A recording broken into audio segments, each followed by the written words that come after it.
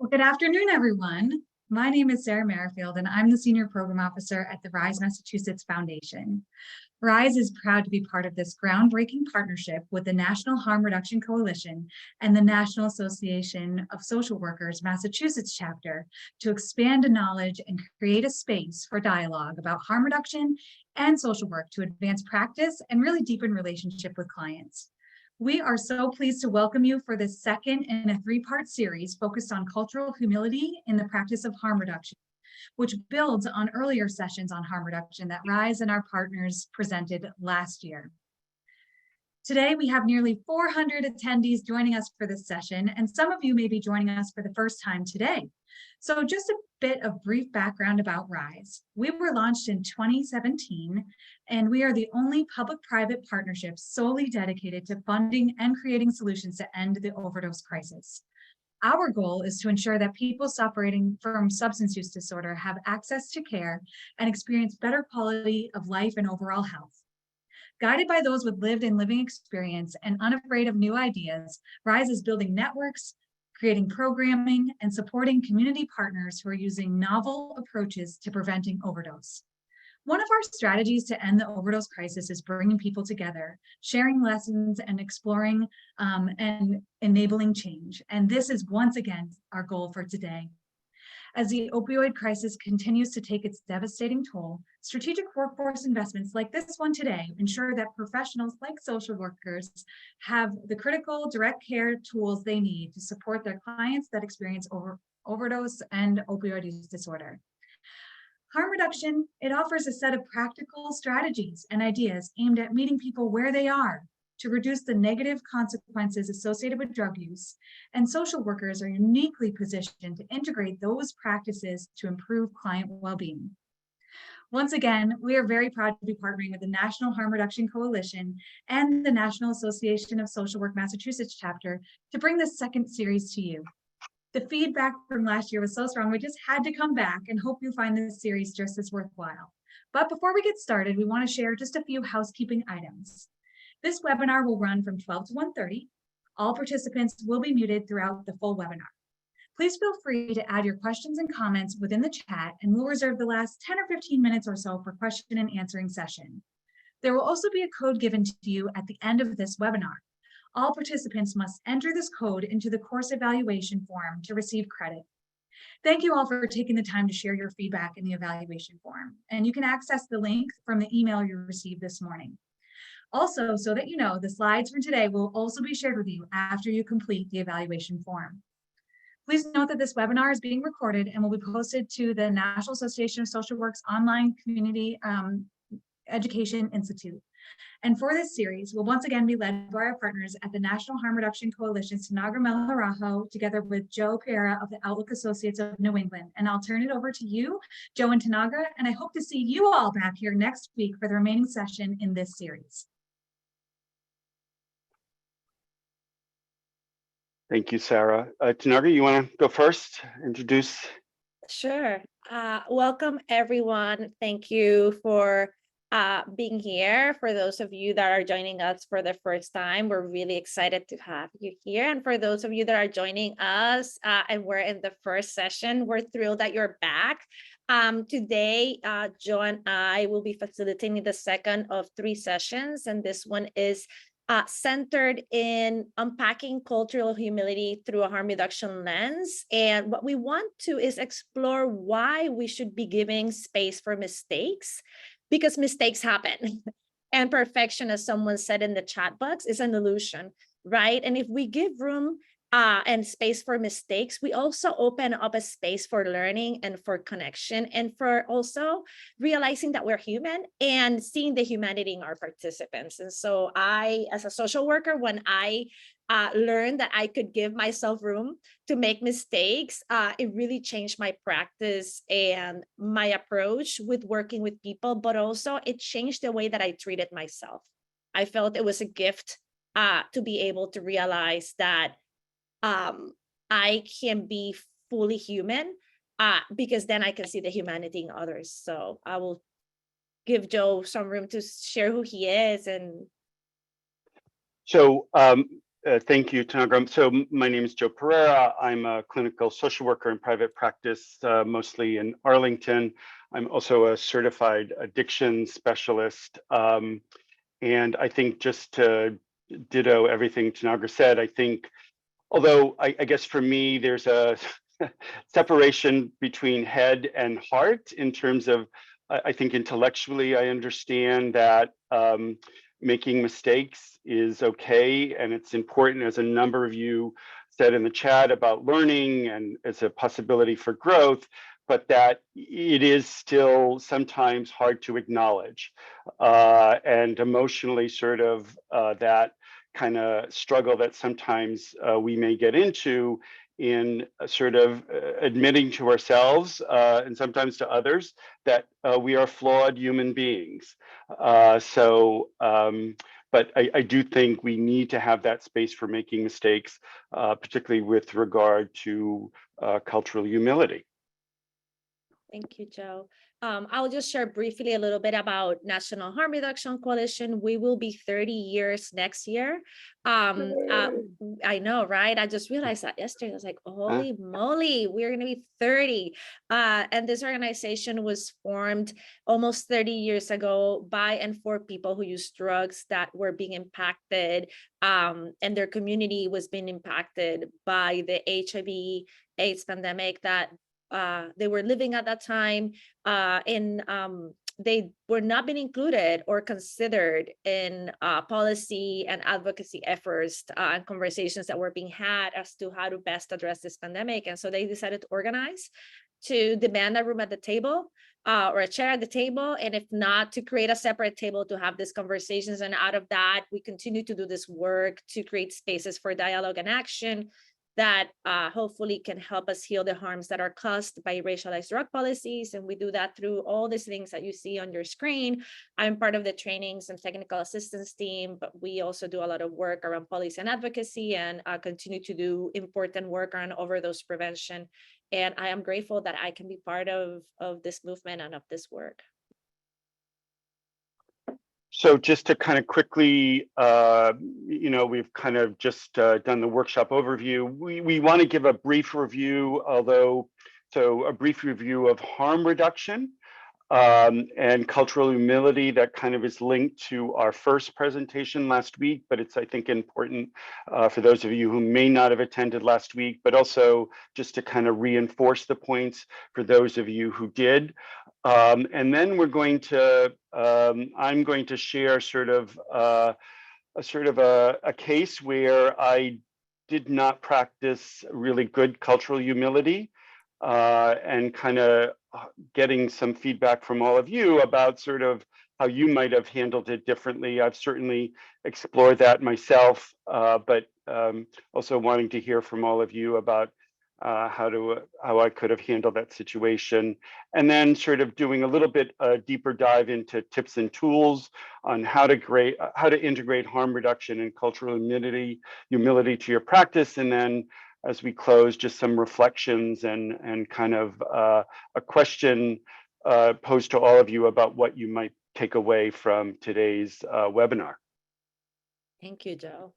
And so as Joe said, I think we thought it was really important for us to make sure that we all are speaking the same language and have the same information to be able to fully be able to engage with the rest of the session. So for those of you that were here the last time, this will be a refresher.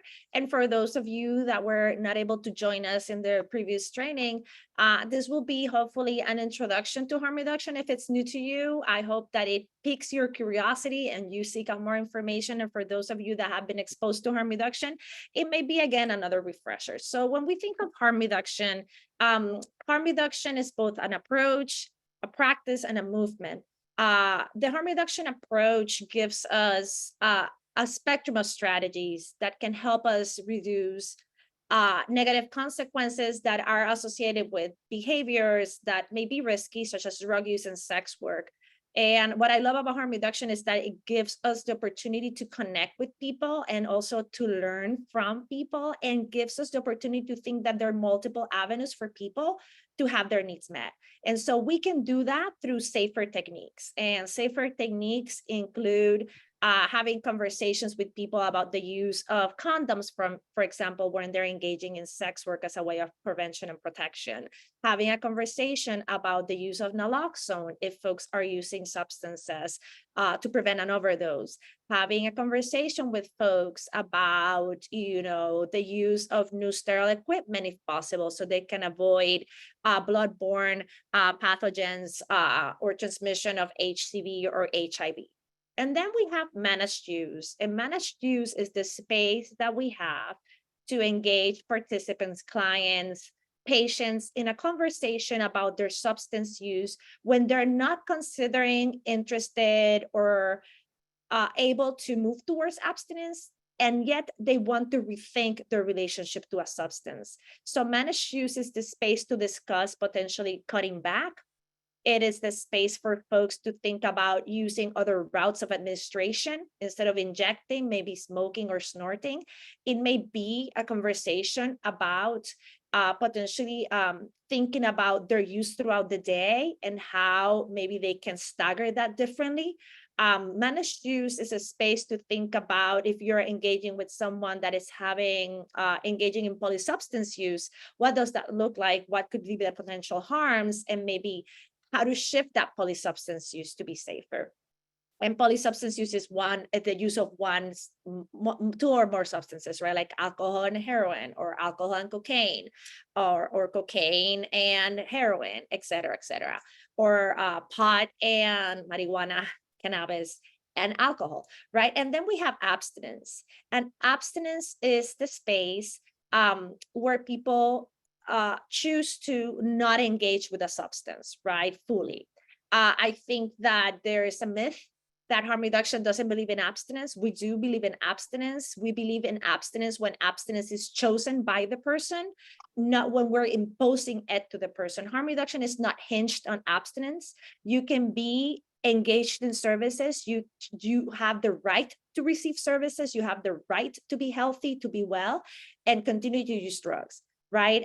Abstinence has to be a choice that someone makes, because getting behavior change is really hard, and getting towards abstinence in the context of the world that we live in and the systemic barriers that people experience can be really challenging and hard.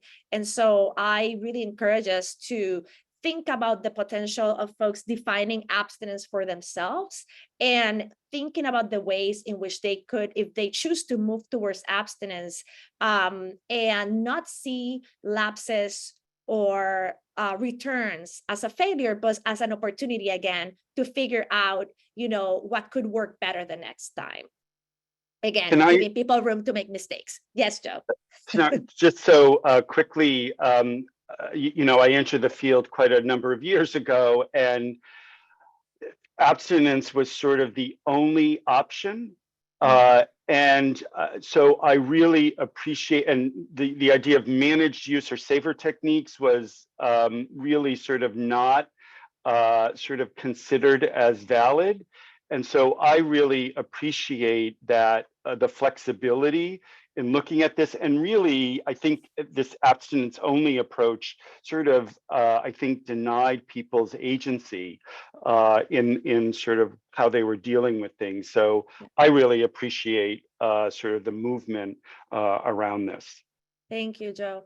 Yeah, and I think it recognizes that behavior change is complicated and there's so many layers to it. And again, it recognizes the structural barriers that people experience to have their needs met. And what we want to do is make sure that people are healthy and well and safe, right? And sometimes abstinence is not the place where people can be healthy and safe and well, if not already, or they don't want to get there. And so I love that how you framed that about giving people room to make choices too. And you're going to talk about that also in a second. Yes. You're going to walk us through some of that. So it's a good segue for when we get to that conversation. And as I said, harm reduction is a movement, right? Harm reduction, we cannot forget, harm reduction was started by people who use drugs, for people who use drugs, because they needed systems and structures to change and to recognize their humanity and their existence. So in harm reduction, in this movement, we believe that public health equals social justice, that the only way that you can end, or we can move towards ending inequality and oppression, is if we foster a framework of health and liberation, criminalization, xenophobia, or homophobia, transphobia, capitalism are the real causes of harm for people many times, and are the real barriers for people to access services, to be engaged in services, to be treated as a human being, which they deserve. And that the only way that we will have transformative change is if we are committed to centering the leadership of those most impacted. And in this case, we are talking about centering the leadership of people who use drugs. We need to trust people who use drugs. We need to believe people who use drugs. We need to listen to people who use drugs. We need to learn from people who use drugs, because they are the ones that know the ways in which we can support them in moving towards that transformative change. And, one of the things that I love about harm reduction is that it also gives us these principles, right? And the principles of harm reduction are the underpinnings that we can apply to our practice. They are the guide. They are what frames the ethos of what this movement is. And there's 6 primary principles of harm reduction that are a gift to us from folks in Liverpool, England, back in the 80s, when they organized and developed the Merseyside model of harm reduction. And then one of the mothers of our movement, Edith Springer, a social worker, a person who used drugs, went to England and met with them, and then brought these ideas back, and then developed alongside the harm reduction working group, who are the parents of the harm reduction coalition, these principles of harm reduction. So these are a gift to us that came from England via Edith and via the harm reduction working group. And there's, as I said, 6 principles that center the health and dignity of the participants, the patients, the clients that we work with, where we believe that people who use drugs want to be healthy.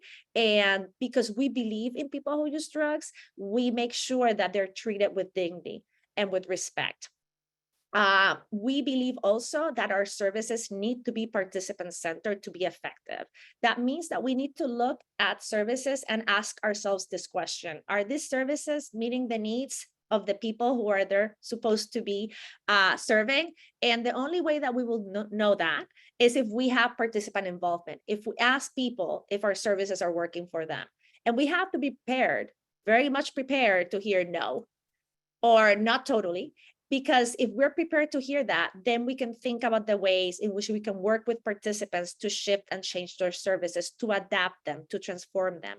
And sometimes that's challenging because we're not in control of the decision-making process in our organizations, right? Like, we got there, the services were established, and yet I think individually within our practice, we can ask participants, clients, and patients, how am I doing?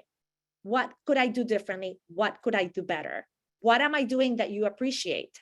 What would you like to see that I'm not doing, right? We can do that in our practice because we're sitting in that room with that patient, with that client, with that participant, and we don't have other people in that room, and we can have that conversation. So I think sometimes we feel stuck that we cannot change systems and structures, but the change starts with us as human beings, as individuals that are part of the systems, right? And one of the first and most important changes that we can make is making sure that we're centering participant autonomy in our practice, that we are listening to what participants want, and that we're truly listening, meaning when a patient, our client, a participant says to you, I am here because I'm looking for employment, when they're not driving the conversation around their substance use, we need to let them lead with what is their concern for them, right?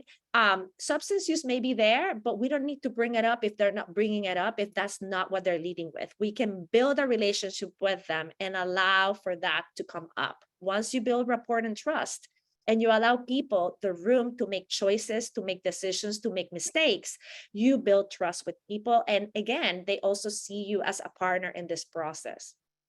Another principle that is really, really important is the principle that asks us to understand, to recognize, and to acknowledge sociocultural factors, the intersections of people's identities, the impacts of racism, of sexism, of capitalism, or of trans and homophobia, of xenophobia in people's lives. And how is it that through harm reduction, we can look at the complexity of the people's identities and understand how there may be barriers because of, the structural conditions that are in place that prevent people from being able to be fully human, fully free, fully able to access the care that they deserve and need. And then finally, and the principle that I love the most, I love them all, but this is one of my favorites, is we're pragmatic and realistic. We acknowledge that we are engaged and working within systems and structures that are asking us to do things that harm people, because we are in systems and structures that dehumanize people who use drugs, that stigmatize people who use drugs, that look at people who use drugs with disdain, that don't really believe people who use drugs are able to make choices and make decisions for themselves, that we think of them as bad, as dangerous, as not good. And so we understand that we're immersed in those systems. And that doesn't mean that we cannot do something individually ourselves to fight against those notions. And part of this practice is doing that. And we're also pragmatic in that people are going to use drugs, right? Like drugs have been around since human beings have existed.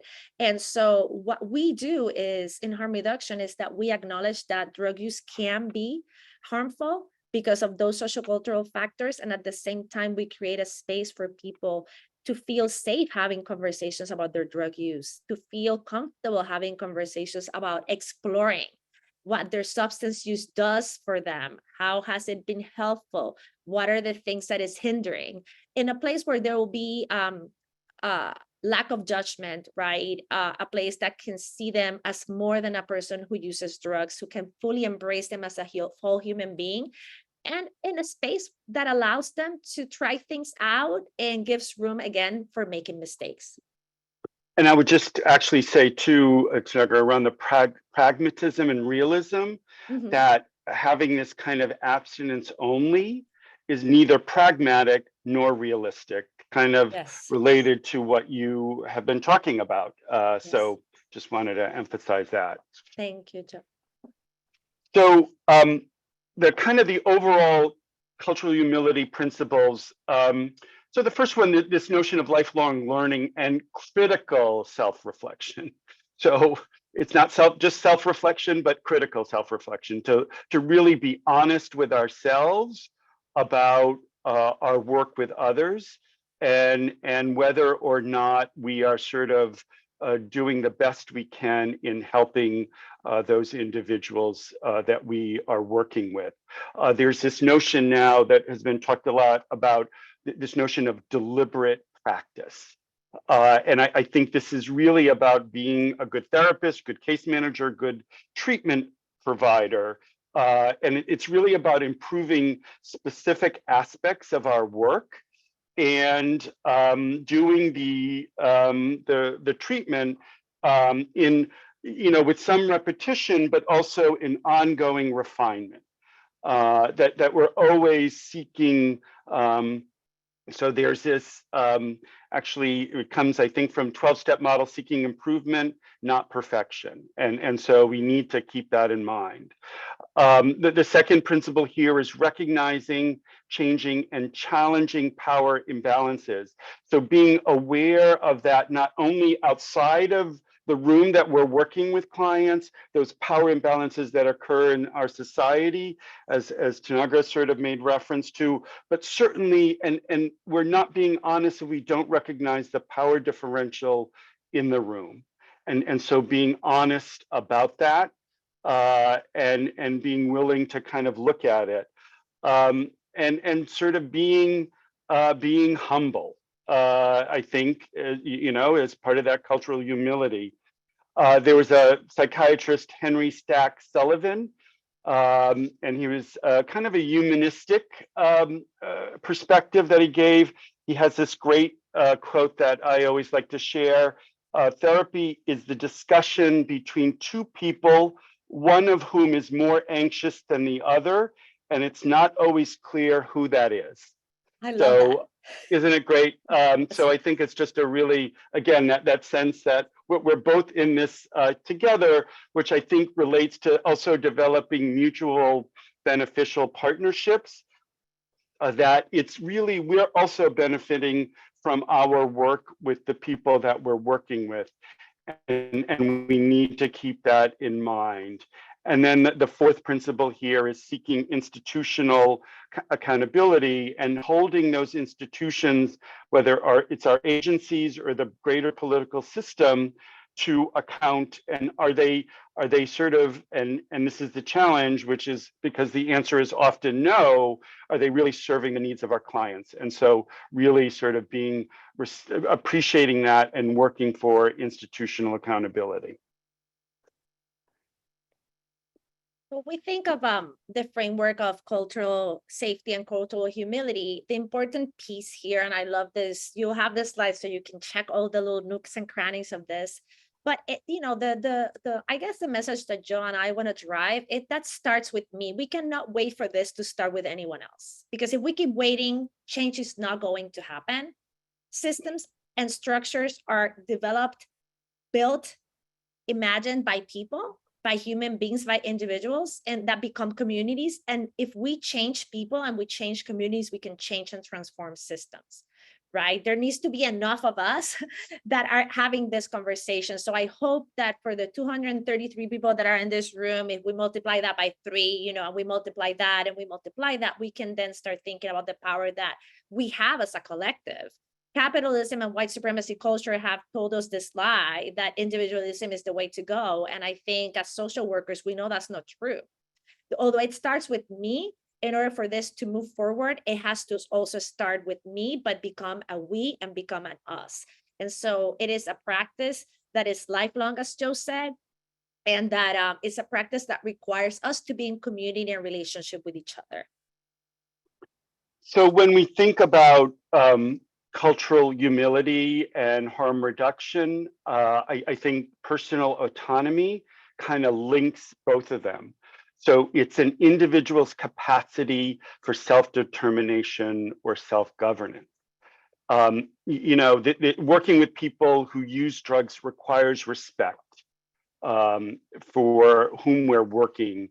And it may not be the choice you would make, but it's essential you respect the choices of the person as their right. And I think, you know, personally, this is not always easy. And so to be able to sit sometimes with people that we may think are being self-destructive, but they're making the choices that they need to make in the moment. And then recognizing that most often people are making the best choices they can with the tools and resources that they have.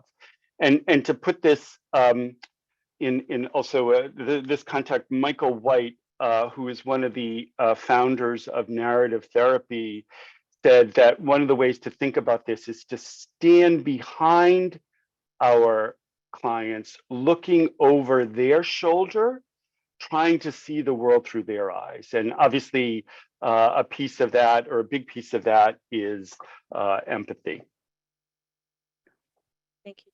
I think another principle connected to cultural humility and harm reduction and personal autonomy is this idea of radical neutrality that is gifted to us by Pat Denning and Jeannie Little, who are the co-founders of the Center for Harm Reduction Therapy based out of the Bay Area in San Francisco. They have published several books.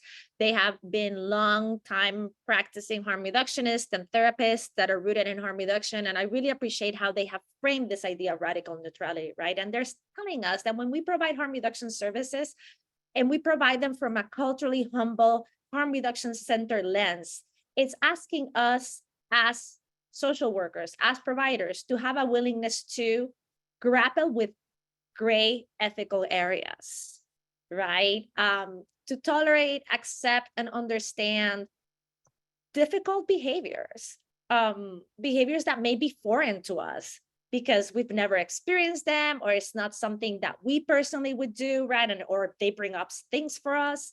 It is asking us to be willing to be taught by our clients, to learn from them, to believe that we can learn from our clients, our patients, our participants. It is asking us to be willing to relinquish the role of authority, of judge, or expert, because what we want to do in order to be effective, to be supportive, to really think about, what is important for people is to partner with our clients, right? And it's asking us to then also break away from that notion of perfection, right? Perfectionism, from that notion of control that white supremacy culture, right, also has made us believe needs to be part of our work. When we partner with our clients, we give room for them to make mistakes. And at the same time, they also give us room to make mistakes. And we are able to work from a place that is much more honest. And I think in the long run, more effective. Can I, Yes. Naga, just, I think this emphasis, the ethical gray areas, I think is really, for me, important to highlight. Again, earlier in my career, a person needed to come into the room, into the appointment, sort of substance free. I've sort of kind of adapted, and that's not always the expectation.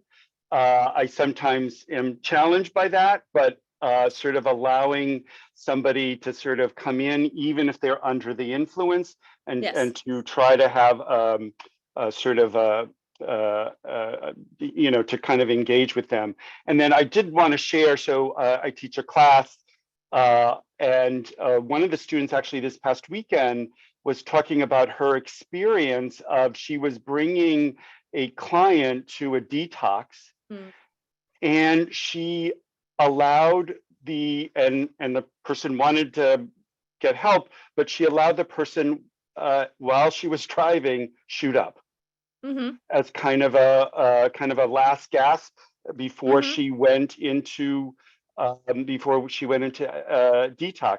That's an ethical, I'm sure we could come up with lots of reasons why maybe that wasn't a good idea, but she thought about it. She had naloxone, so if the person overdosed, that she could handle it. But that is an ethical gray area, and so we have to have that space to kind of deal with that. Absolutely. And I think for me, when I'm grappling with those ethical gray areas, the question that I ask myself is, what is the least harmful for this person? And what are the things that if I did this, would that be more harmful to this human being in the long run, right? And engage in a conversation as to why. I think of detox, even if I want support and go into detox, it can create a lot of anxiety for someone, and maybe using drugs is a way for that person to calm their anxiety, right? Because we know opioids are good at that. And so maybe in that moment, that person needed to do that to be able to get the strength to be able to walk through that process, right? And it's an ethical gray area, but not letting her use drugs, would that help her more? Right? Would that allow her to move through that process, right? Those are the questions that we may not have answers, right? That are hard. And I appreciate you naming that, Joe, and centering this piece, because I think as social workers, sometimes we may feel paralyzed, right? And I think it's important for us to be able to ask ourselves these questions and have these conversations, and think about what are the potential scenarios, right? And how we would address them. Right. So what we want to do now is ask folks to type in the chat box for us, if you can, in what ways does harm reduction is asking us to practice cultural humility? We would love to hear from you in the chat box. What are your thoughts on this? What are some of the ways in which harm reduction is asking us to practice cultural humility? And I think Joe can help us with reading some of the responses as folks are typing. Being centered. Thank you. The client already has the answers, not the provider. respecting differences, Mhm. refraining from assumptions about what is normal by giving respect, by being non-judgmental, not imposing our values, setting aside our biases, letting the patient start where the client is expert in what they are, non-judgmental listening, client is the expert, respect, the patient is the expert. We must put aside what we're learned in school and be willing to learn something new, amen. Nodding and validating that person in front, viewing each person as an individual with their own goals, hopes, dreams, showing respect, meet the client where they are, viewing patient in his or her or their environment, meeting the client where they are and allow them to set their own goals, being open to new perspectives, recognizing our own biases, self-reflect. It allows for the client to have autonomy and make choices that are best for them. Client is the expert in respecting their needs and wants. Client is the expert. There are many things people cope with life circumstances, and these can vary in culture. We can all be humble and respect their coping skills as they stand, non-judgmental, keeping our personal opinions out of it. So you'll see where that did not happen for me. Listening, understanding, and empathy, keeping our personal opinions out of it, basing it off lived experiences versus copying textbook definitions, practices, meeting people where they are and understanding that we are not the expert. This aligns with the fundamental values of social work, unconditional regard for the person. And I'm going to talk a little bit about that. Again, I think it's important, but that can be challenging. Yeah. Engaging better with the client, confronting client on beliefs that have to do with religious values. Okay. Yeah. Self-reflection and recognizing biases, not overloading with expectations. Really good, not assuming. We're all doing the best we can in any given moment, even if that means making mistakes. Self-autonomy. Some really good comments I here. know. No, that's awesome. And I think, when we think about harm reduction asking us to practice cultural humility, I think that the link to this is that it's asking us to engage in a process of reflection, critical self-reflection, right? Of ourselves, of what are our own biases, right? I think when I started doing this exploration, I started realizing, oh my God, I have many biases. I had no idea I had those. And it's okay, they're mine, right? How do I work through those to ensure that I can be fully present for a human being in front of me, right? I remember one time I was doing work in Holyoke, Massachusetts. That's where I was a baby harm reductionist, and I was doing outreach on High Street. And there was a stroll, right, where sex workers used to, walk and try to find clients.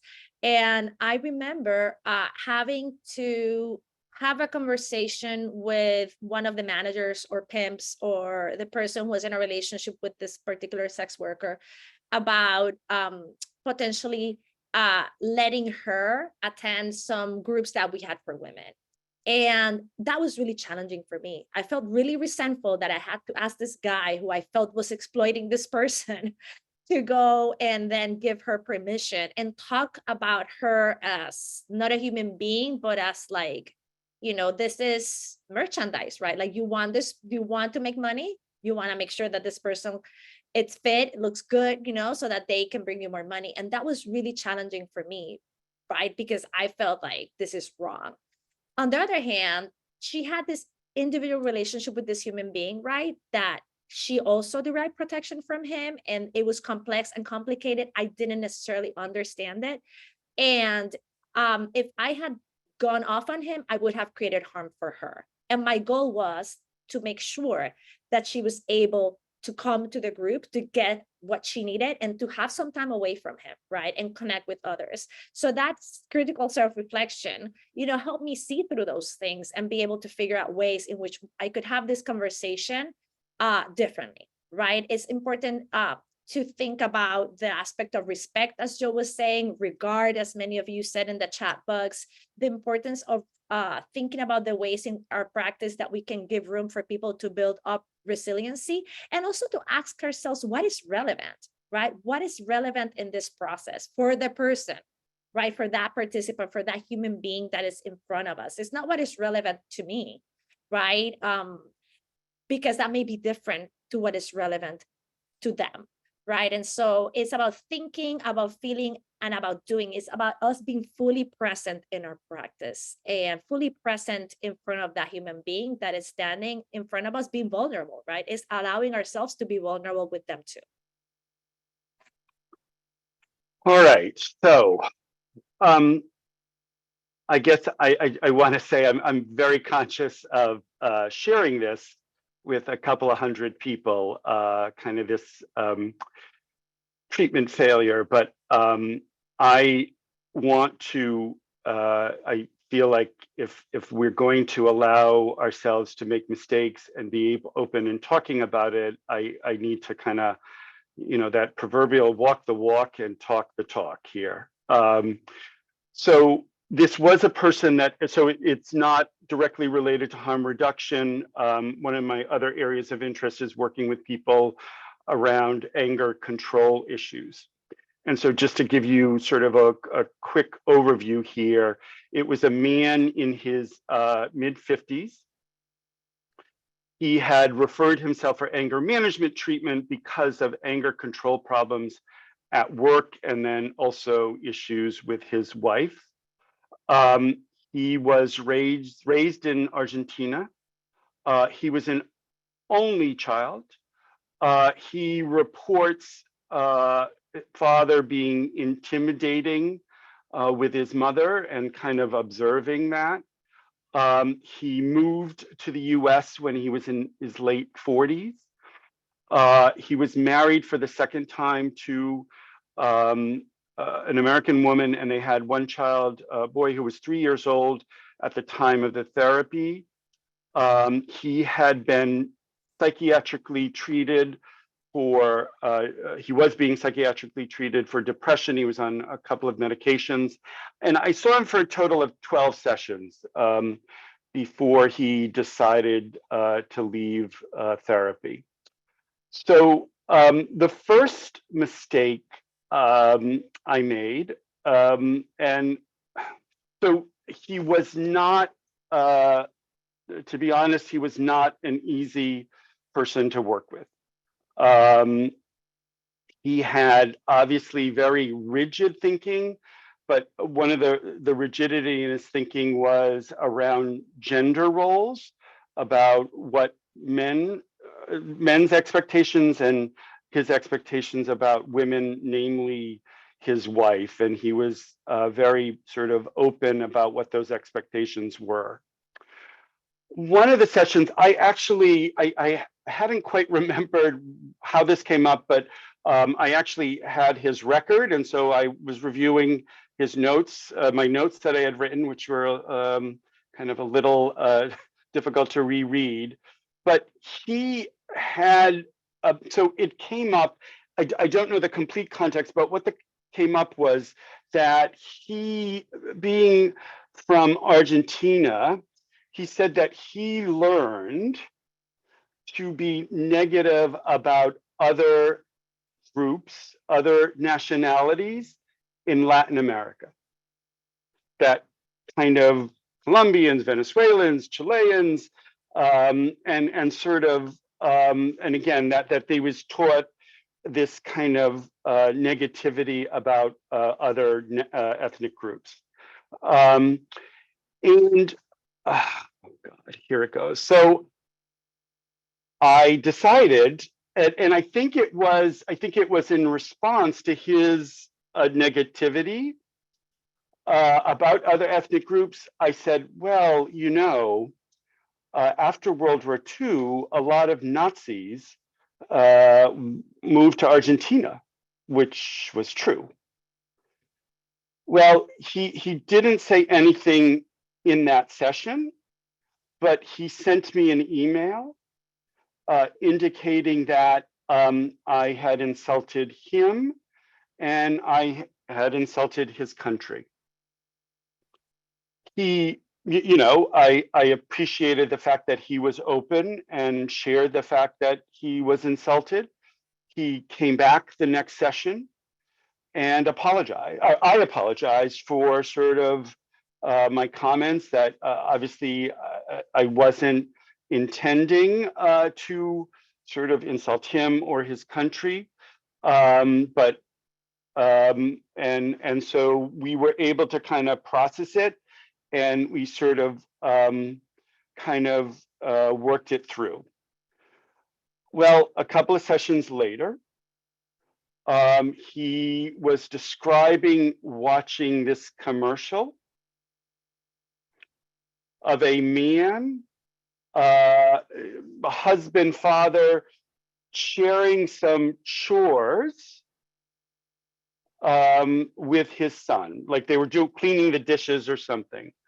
And he said, when I was watching the commercial, I thought I was watching child pornography. So the idea that this father was teaching his son what my client thought was woman's work. So maybe some of you, if you were to, so I did not say anything verbally, but my nonverbals showed kind of a look of disgust. It may have lasted for a few seconds, but it was just like, you know, what? And so I think he obviously sort of saw my look of disgust. And he then sent me an email a day or two later saying that he did not want to continue in treatment, that he did not find it helpful. I tried to sort of respond and say I'd like to talk about sort of what may have happened. I had a sense that my kind of response to him probably sort of was the nail in the coffin, and I did want to talk to him. He didn't respond, and so he basically dropped out of treatment. And I think it was pretty clear that my sort of look of sort of disgust and sort of shamed him. So what we, Tanaka and I would like you to do is we're going to break you into breakout rooms. And what we'd like you is this question, how could I, or how would you have, I have some thoughts, but I wanna sort of, how could you or I have demonstrated more cultural humility in my work with this client? And we'd like you to kind of sort of tease it out and kind of come up with your ideas and suggestions. Tanagra, did you want to add anything there? Yeah. You know, I wanted to not to what you've said, and I want to thank you for walking the walk and talking the talk and allowing us to making yourself vulnerable and sharing this, what would you consider a mistake, with us, and allowing us to also learn alongside with you on this. And I wanted to share that like we're breaking you into small groups, and our hope is that when you get to those small groups that you're able to turn on your camera, your microphone, and really chat with each other. And I think that sometimes meeting new people can be challenging, but it's part of this space also to put ourselves out there and to you know, sort of walk outside of that place of comfort. So some of our asks are, when you get to your small groups, if you're able to, please turn on your camera and your microphone so that folks know that you're there. If you cannot turn on your camera and you're able to turn on your microphone, please let folks know. We're also going to ask you, if you can, to take a photo of the screen so that you're able to, if you need a, you know, if you need a reference to some of this information so that you can have it with you when you go into small groups. Chris Belly, I'm going to start sharing, and I'm going to stop sharing my screen in a second because I want to give room for folks to make sure that they can take a picture of the screen so they can take it with them. And then we'll be in small groups for about 12 minutes so that you can engage in this conversation. And then when you get back, what we hope is that you can share in the chat box with us some of the things that came up for you in this conversation, and also some thoughts around how could we have demonstrate more cultural humility when working with in a situation like this. So I hope that's clear. I'm going to stop sharing my screen so that you can we can see you, or you can see us better. And then Chris Belly,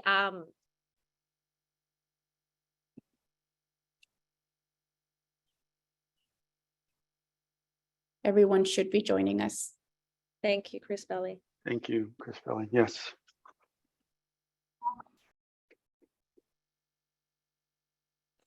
Let me go back, Joe. Welcome back, folks. This Those- meeting is being recorded. Welcome back. As you're coming back in, we will ask you to please make sure that we love that you unmuted yourselves and you can keep your camera on, but if you can go back to muting yourself, that'd be great so that we can minimize any noises for other folks.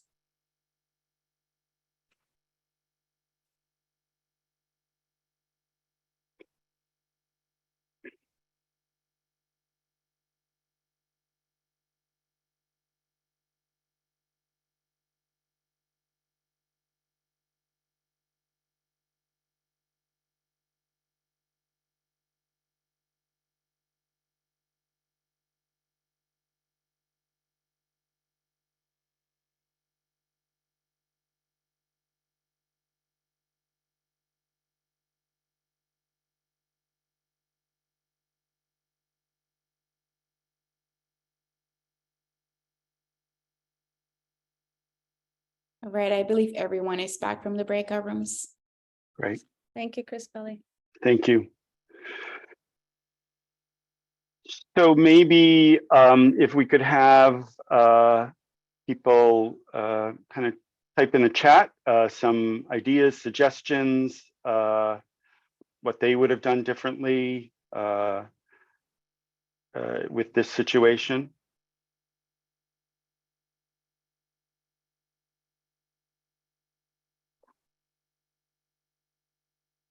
Lean in more, ask for clarification, acknowledge your biases.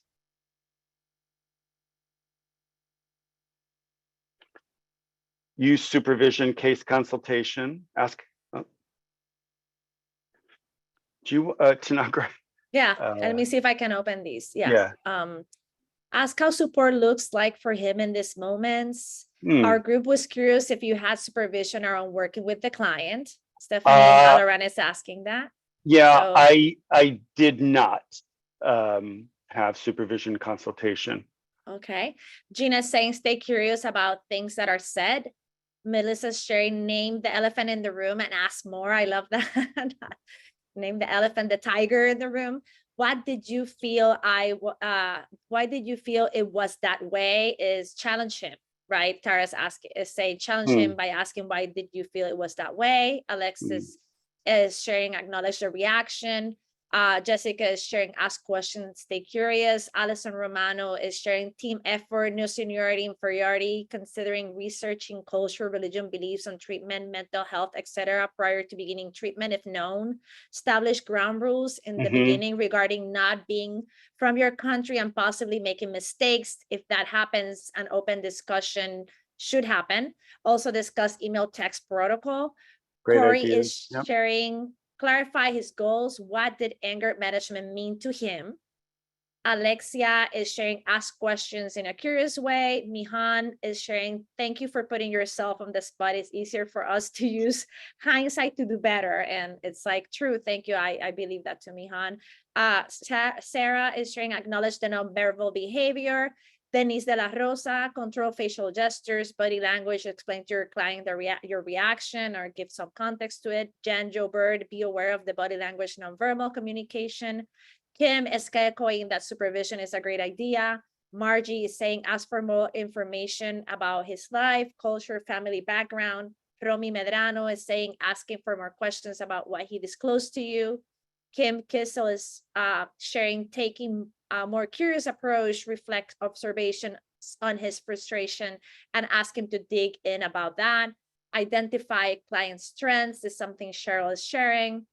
Miriam is sharing not getting involved in discussion about how good or bad Argentina or other countries are. Elizabeth Novasek is sharing, ask them to clarify their experience on the response immediately following. Sarah Courtney, acknowledge the rupture and move to repair right away. Crosstown 2020, name when things are uncomfortable and ask how reaction might have made the client feel or may the client make feel. Kaylo, ask for further clarification. Yes, Caroline, I think that there will be a recording, right, Chris Belly, of this meeting that will be sent out. And I think, yes, no, the recording won't be sent. So thank you for that. Chris Belly can tell you more.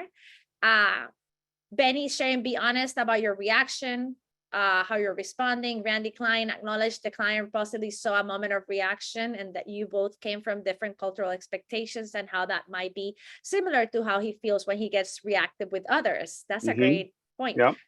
Lisa Bellows, provide validation and empathy while trying to expand the client's perspective to be more inclusive through curiosity. Great. Robin Woods, reach out to client and appreciate that he had forgiven you once, as to do that if he can do that again. Gina, be honest with your reaction. That was hard for me to hear. Did the client comparing father and son doing women's work as pornography throw you? That's a client by N. Phillip. Yeah, I think it just I wasn't expecting it, and that kind of just comparing that commercial to child pornography just really threw me. Denise de la Rosa asked more about the cultural social expectations in the client's life. Mark Paul is sharing that the comment about Nazis in Argentina was true, but the inference was toxic for their therapeutic relationship. Yes, I think. Spend time reflecting in between sessions to understand why we react that way and how to do better next time. Pamela Oppenheim, Newhall, open discussion with client regarding his experiences to better understand what drives his values and beliefs. It's easier for us to give suggestions. Thank you for sharing the story and allowing our input. Yes, that's true, Bruglia. Rachel Kravitz, ask more questions to better understand the patient and their experience, perspective, cultural norms before providing psychoed and trying to teach. Ask about his experience of gender roles. Say, I'm sorry, mean it, and be willing to explore your biases, so we can do better for our client. Mark Paul is sharing with the commercial, simply reflect back the comments. So you saw a commercial that show a relation between father and son that is opposed to your own culture. This would open up a conversation. He kept coming for 12 sessions, which seems a lot. Is sharing Marjorie Raskin, yeah. Be willing to accept that the client does not view you as the therapist for them. And Alexia Araiza, do we know if there was any trauma history with this client?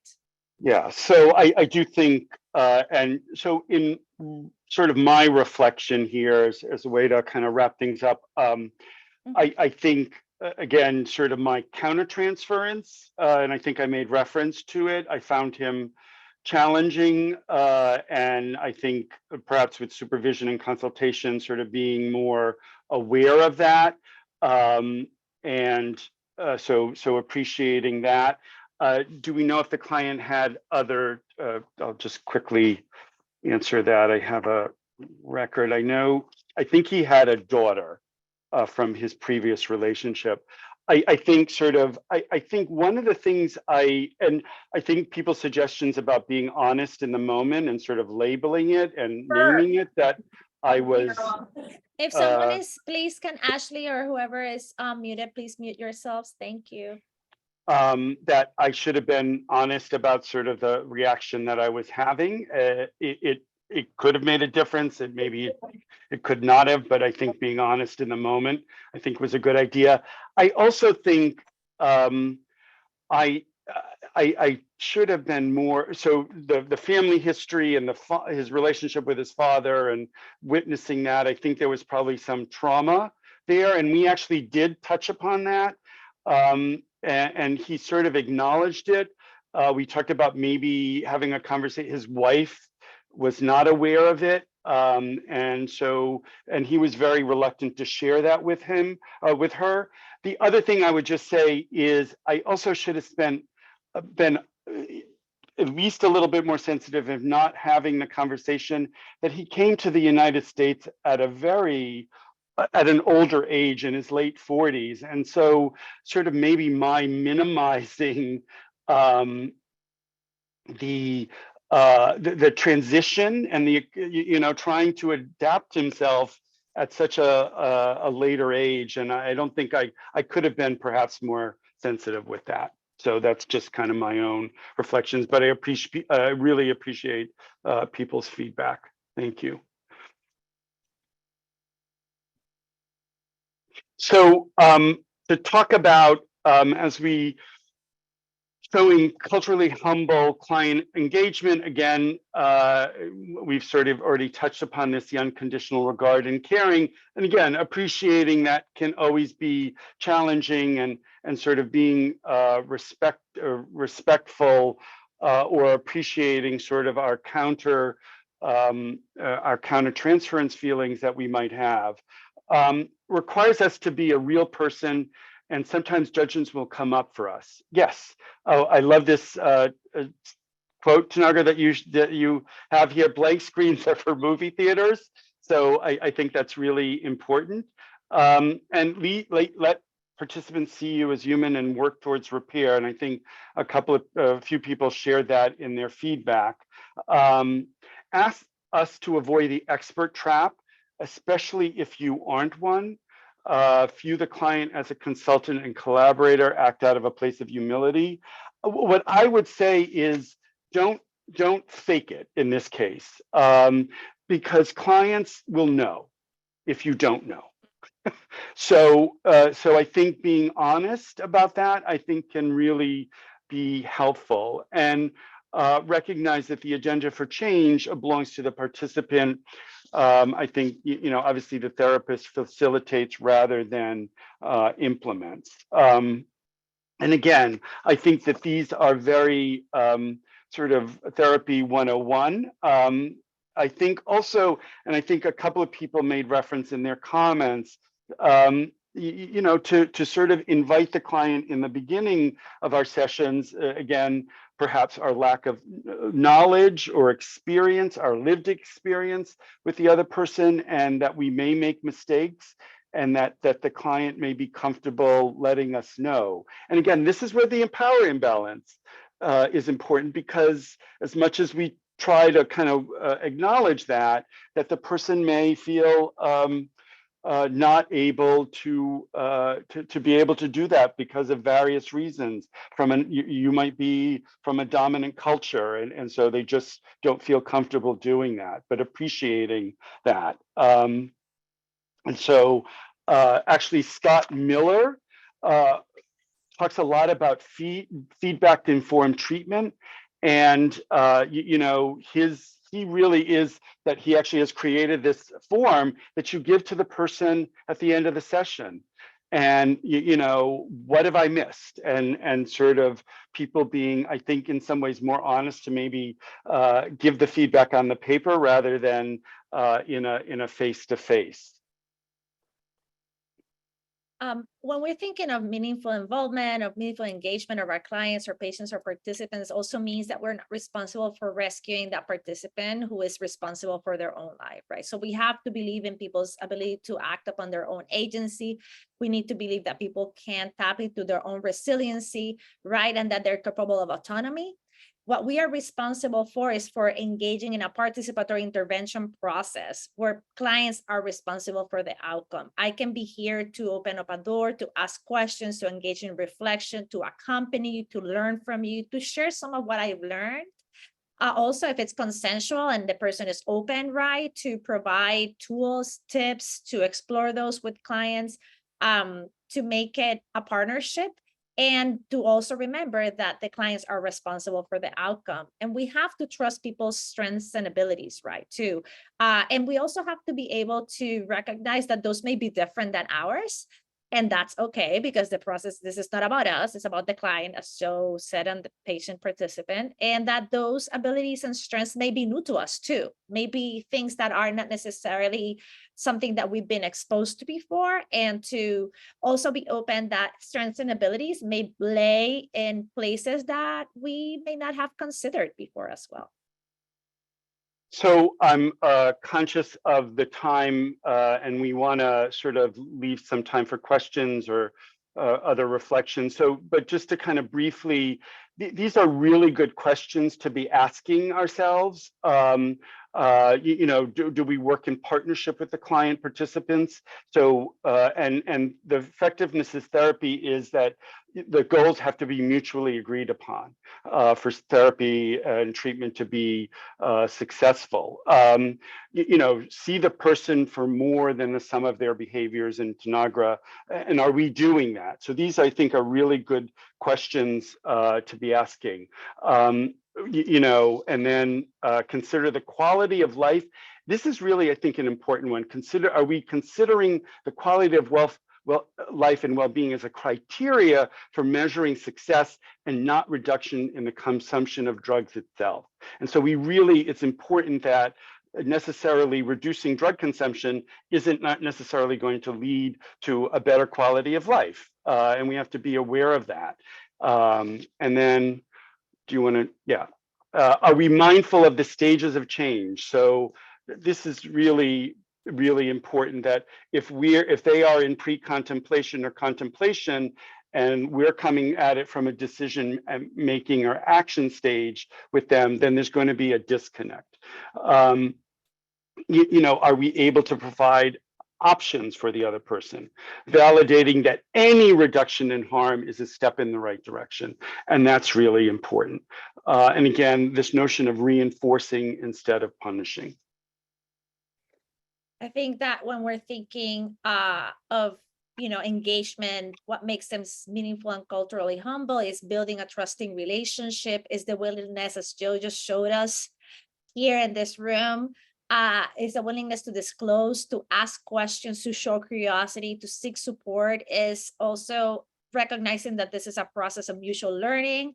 We want to work, and I think someone mentioned this in the chat box, around realistic goal setting, always keeping in the forefront that this work is holistic and that not a one size fits all. We're working with individuals. Everybody's different and messy and beautiful and strong and challenging, right? Humans, we are that way. We want to celebrate any positive change as success. Remembering that baby steps are big deals for people, particularly when we're thinking about changing behavior. That change is defined and led by that client, by that patient and participant, and we honor personal experience, including the impact of stigma. This is really, really important when we're thinking of doing this work with people who use drugs. So again, maybe in the few minutes that we have left, maybe you can type in one way that you can recognize and develop cultural humility in your work. And then also, if anybody has any question for Tanagra and I.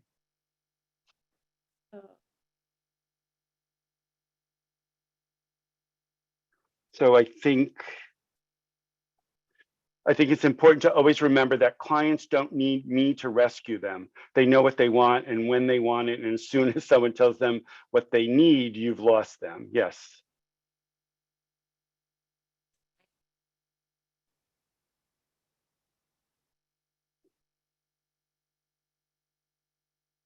Review your recommendations before going into a session. Yes.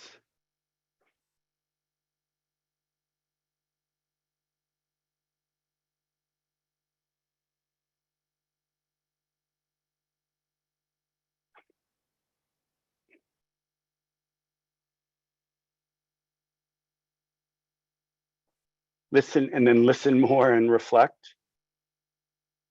Honor and amplify voices instead of speak for the voiceless. Admitting, admitting and addressing biases, important. Thank you, Megan. Being present, to be honest, be humble, be human. Yes, remembering we're human. Make an effort to learn more about other cultural backgrounds, work to recognize your own biases, speak. Seeking adequate supervision. Thank you, Nurka. Peer supervision, ongoing client feedback. Absolutely. Sarah Courtney is sharing. Be more integrated in between micro, meso, and macro work, and how each are and are not informed by individuals from diverse backgrounds and by the people that are consumers and are impacted. Brigida Aguiar is sharing, acknowledging I need help. I need participants' help in understanding where they're coming from as a way to get them where they want to go. I love that, Brigida. Thank you. Understand what success and progress look like to the client. Don't impose your own metrics. Thank you, Rebecca. Absolutely. Tara is sharing. We are there to witness and learn. Each client is unique experience with something to teach you about their identity, issues, and surroundings. Ask a lot of what does that mean to you? Yes, I always ask that. Our job is to reflect back and help sort of understand, right? Act as a mirror. Listen and ask for clarification if needed. Acknowledge. Thank you, Kim. Anisha, ask clarifying questions. Determine what it is that the client wants as well as where they are in the stages of change and meet them there. Yes. Robin is saying, ask client questions to show that I respect them as experts in their own lives. Eric is sharing, ask questions, listen, seek out learning opportunities. Yes, ask questions, self-reflect, educate myself around different cultures, ask for clarification, take time to realize your own biases and then emotion that the client's view stirs in you. Yes. Thank you, Mark Paul. Someone in my small group reminded us to do good self-care. When we are in better spaces, it is easier for us to stay calm and curious. Absolutely, Yes. Kay. We cannot give what we don't have, right? Right. Acknowledge you're human and can make mistakes too. Yes, Diane. Use a personal checklist is sharing Donna. Lisabello, make an effort to understand more about the client's cultural background and how that impacts their current understanding of their issues being addressed in therapy. And Kitriona is sharing, remember that in spite of it being an ethical standard of our field, it is impossible to be competent in a culture that is only not our own. We can only be humble and be open to learning from the expertise of our clients. Thank you, Katriona, for grounding us and landing us back into that reminder, and remind myself and others that it is not my plan, it is the clients. Is Pamela sharing? Absolutely. Deborah is sharing, don't take responsibility for their problems. What is in need to happen for change to occur? What is needed to happen for change to occur? Yes. Right. Yeah. Thank you. Thank you, Deborah. Yeah.